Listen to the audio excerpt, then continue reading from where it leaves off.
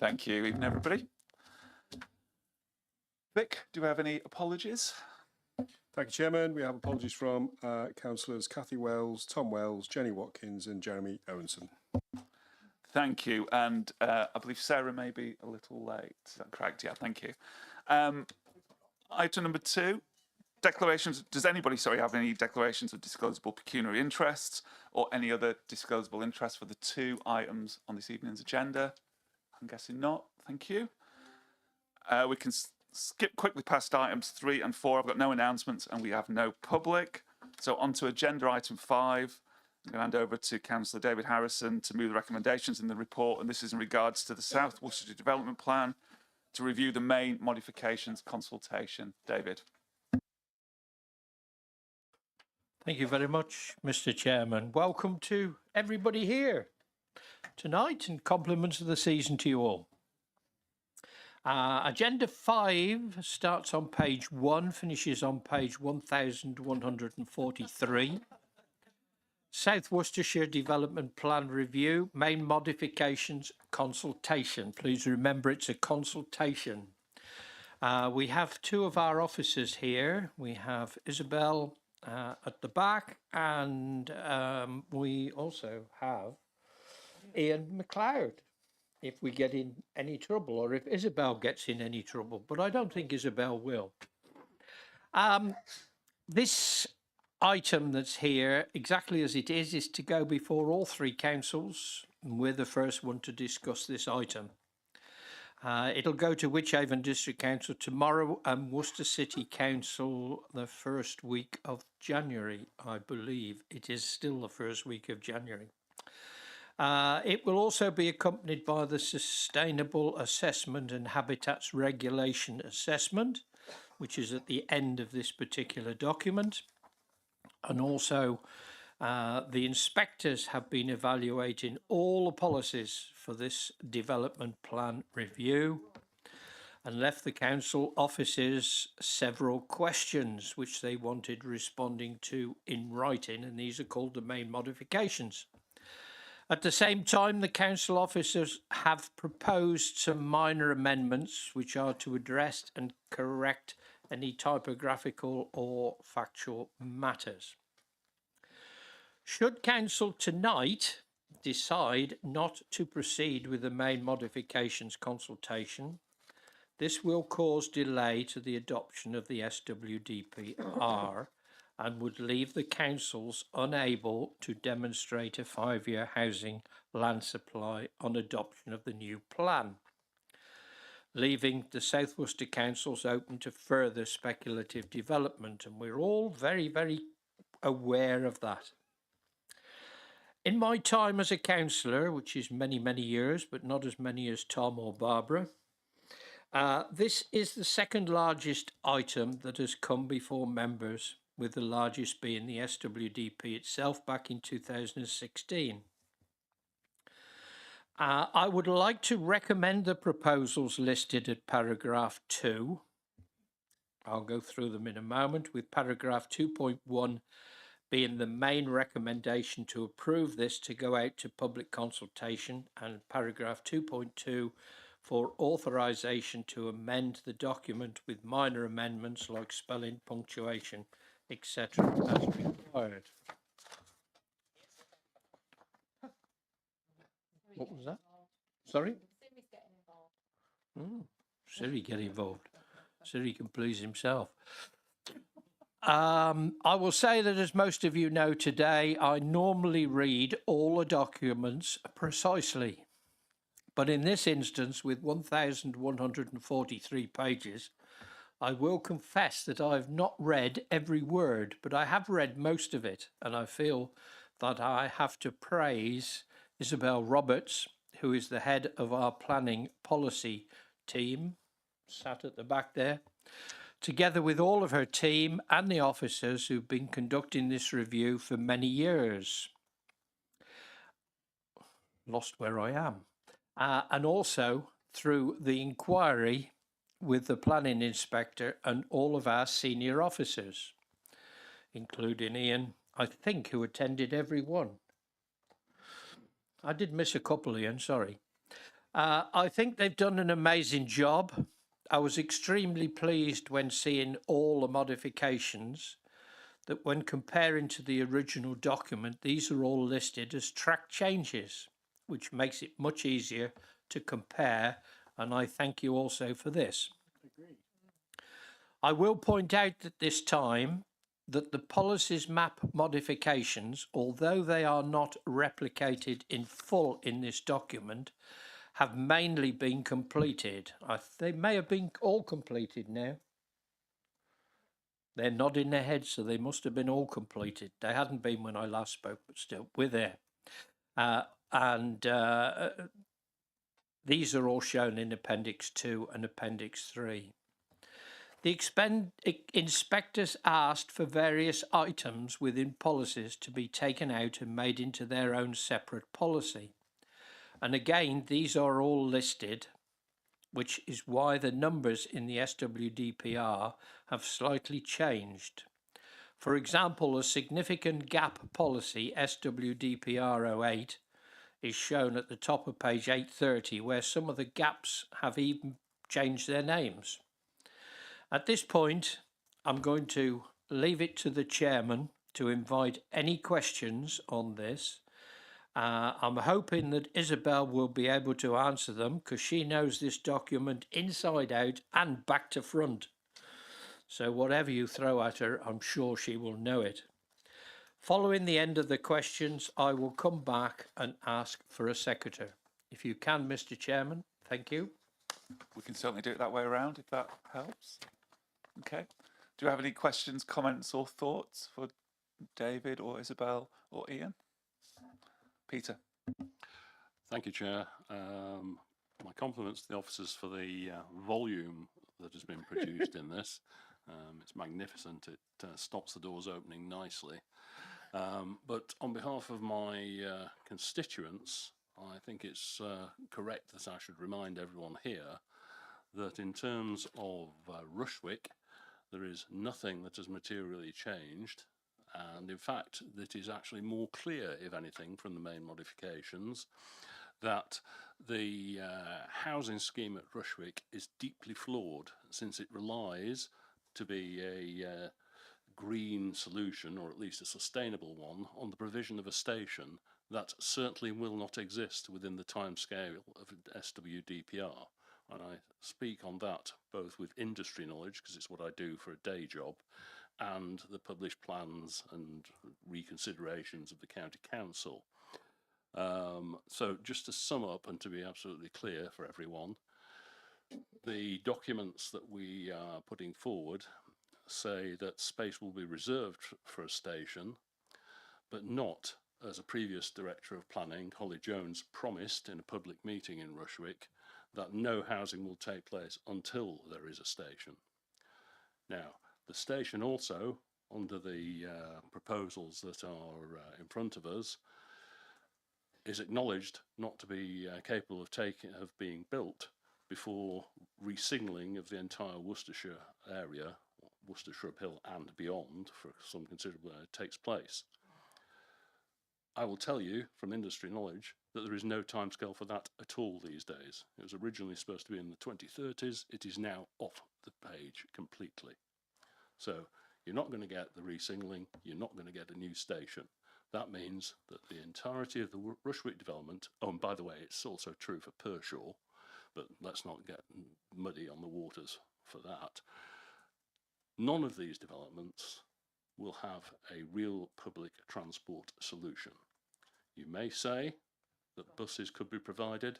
How the heck they will get into Worcester City Centre at peak hours, I have no idea. Someone may be able to advise me. So this is a car-centric development, it's a car-centric plan, and let's not delude ourselves about it. Thank you, Chair. Thank you, Peter. David, do you want to come back on that? Thank you very much, Peter. Yes, this has been a good topic of conversation, even while the plan was going on. The outcome, I'll pass you over to Isabel and Ian, probably Ian in this case. Thank you, Councillor Harrison. So the issue of the railway station at Rushwick was debated at length at the examination, and obviously the parish council, local residents appeared and made very similar points to the inspectors around the timing of the station. It was clear then a proposal supported by the county council that interim bus facilities would be provided at the site while the station came forward. The inspectors were satisfied that that provided a sustainable transport solution to the Rushwick scheme, and in fact were happy to look at increasing the numbers of dwellings that could be provided at Rushwick. So it was an issue that was looked at in depth. The inspectors gave it due consideration and were satisfied that the alternative measures with bus provision while the station comes forward would work effectively and provide a significant benefit both to existing and new residents within Rushwick. And currently there's very limited bus service in Rushwick. The new scheme would bring forward a significant enhancement in bus facilities and make it certainly a lot more sustainable both for existing and the new residents. And in the longer term, obviously, the commitment is still there to provide the station. So issue considered, it was addressed, and the inspectors will obviously comment in more detail in their report, but they were clearly satisfied that a sustainable transport solution could be provided. Thank you. Peter, do you want to come back on that? Or I appreciate Ian's comments. I simply think that it's cloud cuckoo land. It's provision of a trains facility there is simply not going to happen, and I do not believe that buses present any kind of acceptable alternative. You only have to try and drive into or out of Worcester city centre in the rush hour to demonstrate that. thank you, Peter. Any other comments or thoughts, Paul? Yeah, Peter's absolutely right. This is a complete and utter kind of complete retreat from where we were led to believe. And the justifications are just nonsense. And it is the same for Pershore as well. That whole line is under threat because of this as well. It was supposed to have been strengthened to make it more commercially viable, and it isn't happening. And that is absolutely wrong. But, you know, what choice have we got? Thank you, Paul. In the villages in my ward, we've had 10 in Aberley, 40 in Great Whitley, 55 in Clifton, and about 190 in Ashley and Dunley. All houses approved by appeals, which are not in the plan. If you take the plan as well, it increases it even more. And that is a very substantial increase in population, which is rather much against the principle. Having said that, and also, yes, I should say that many of the sites that have been approved by inspectors, the inspectors have agreed it's not the right place. We're only putting it through because we don't have a 5-year land supply. As far as I'm concerned, I don't entirely agree with everything in the plan, but I've really got to support it because of the consequences if I don't. So I will certainly be supporting this item on the agenda. Thank you, Paul. Any other comments or thoughts before I go back to David? Can't see anybody. David? Yep, thank you. In that case, the proposal's been made, which is listed on the document, and I further ask for a seconder, please. Thank you. I know Dean's highlighted. He'd like to second it. Do you want to speak to it? By the law of diminishing returns, and when you talk about resources, as you get less of them, then things get worse. And we've got less land to develop on, so it's getting worse. It's not a good plan, but there probably is the least bad plan. And I will be supporting it on that basis. Thank you, Dean. Can we go to the vote, Nisha? All those voting in favour, if you could raise your cards now, please.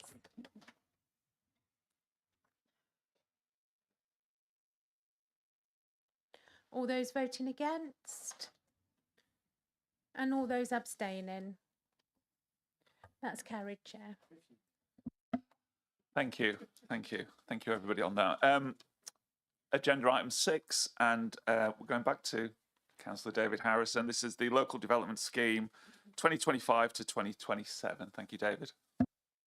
Thank you, Ian, for that response and what have you. Item 6, the Local Development Scheme 2025 to 2027. Now, this item, it's on page 1145. This item has been to us many times over the last 5 years, with the last time came to us in September 2023. It's basically just to alter the timescale, and this is exactly the same in this instance. The SWDPR has unfortunately been delayed many times, and we are now, I believe, and hopefully on the homeward track. So refer you to the timetable as shown on page 1164. We are one of the few councillors within the country to get this far with their new local plan. And hopefully we will be one of, I think, 4 or 5 only that are going to hopefully be through within the next 3 months. This shows that the SWDP review in the top line and the community infrastructure levy review in the bottom line. That's on the plan on the last page. Taking the top line first, you will have seen that this is due to be consulted on for 6 weeks. That's the plan that we've just voted to go through for consultation, starting in early January. And then by hopefully the end of February, these responses to the main modifications will be conveyed directly to the inspectors who decide on their validity.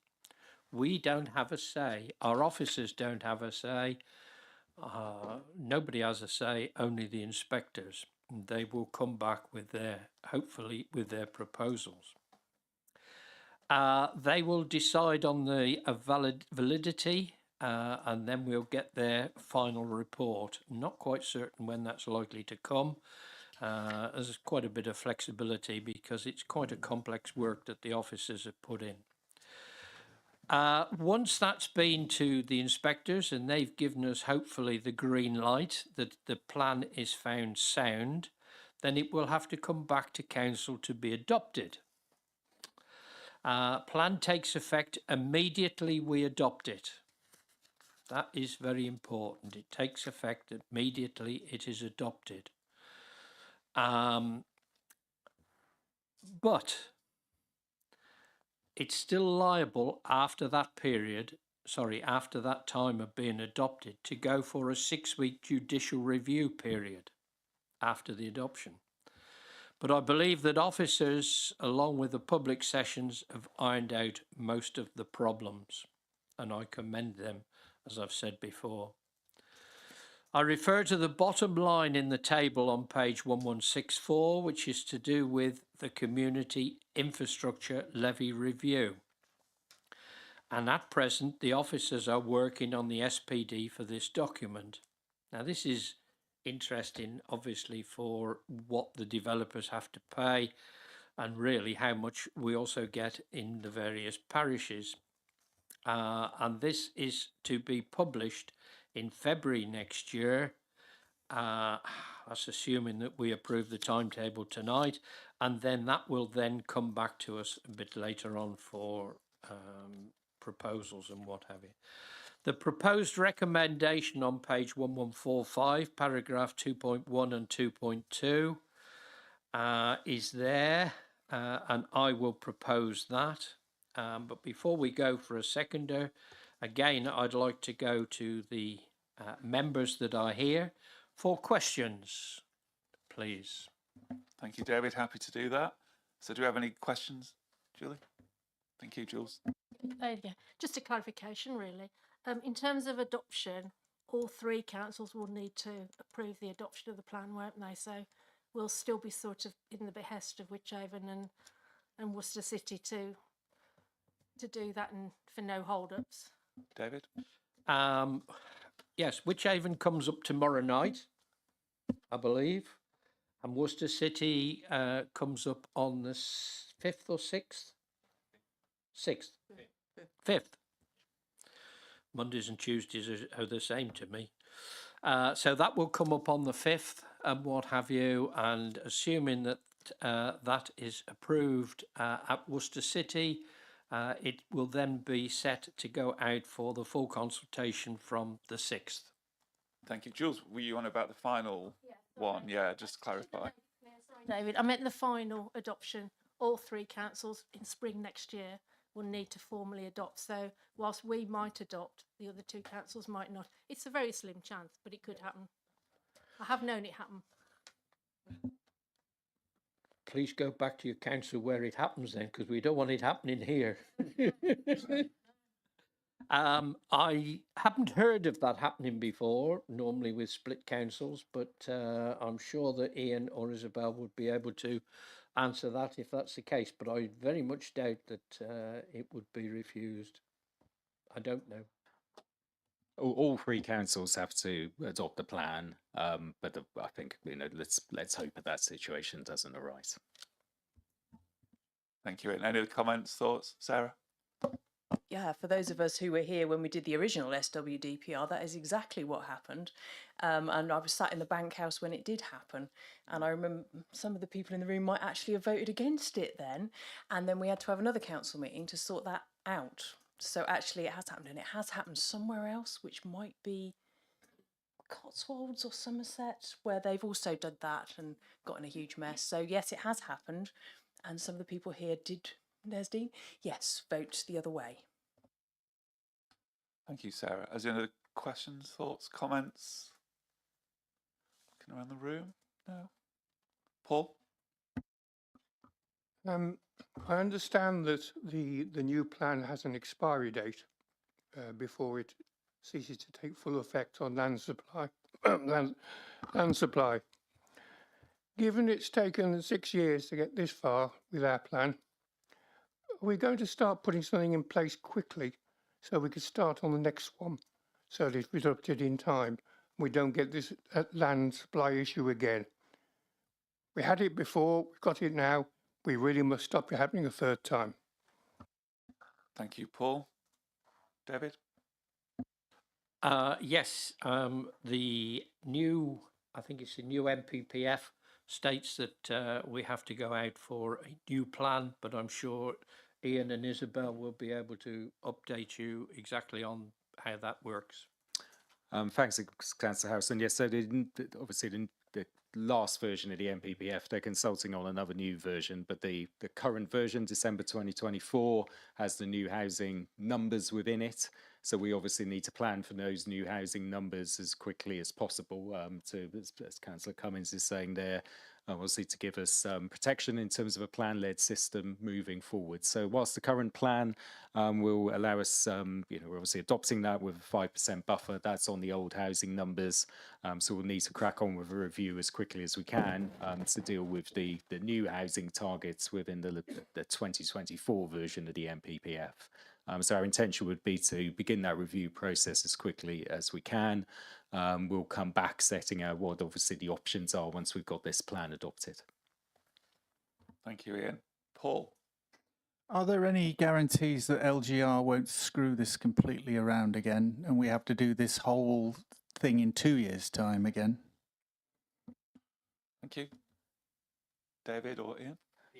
So from our perspective, we've got a plan, obviously, what is the best for the South Worcestershire authorities, regardless of LGR. So we want to put us in the best possible place we can be for local government reorganisation. So we will, obviously, we're aware of those dates. We'll become aware of the transition arrangements and whatever they may be in the summer.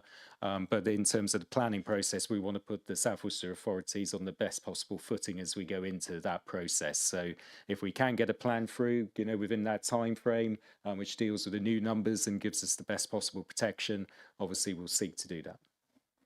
Thank you, Ian. Any comments? Sorry, Sarah. So yeah, it was just another one. I think you've sort of answered it, but the answer is yes. Because obviously over time, whatever the 1 or 2 Worcestershires looks like, you will then have to transition to a plan for all of it. So I think it's just going to be a rolling chaos for forever, probably. Let's just be honest. Thank you, Sarah. Any other comments? I was just going to say thanks, Sarah, for clearing that up. Thank you, Paul. Okay, any other comments, thoughts? Are we all good? Should we go to the? We need a seconder. Sorry, don't we, David? We Yeah, can do that. Thank as you. I say, I'm quite willing to propose and have proposed the recommendations on page 1145, 2.1 and 2.2. Thank you. Can I find a seconder for it? Beverly? Happy to second and do not have anything to add to the discussion. Thank you. That is fine. Let's go to the vote then. Thank you. So all those voting in favour, please raise your cards now.